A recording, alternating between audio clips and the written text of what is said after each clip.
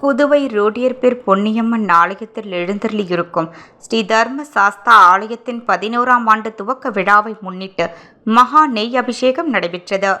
காலை 7 மணிக்கு மகா கணபதி யாகம் மற்றும் அபிஷேகம் நெய்க்கு சிறப்பு பூஜை நடைபெற்றது.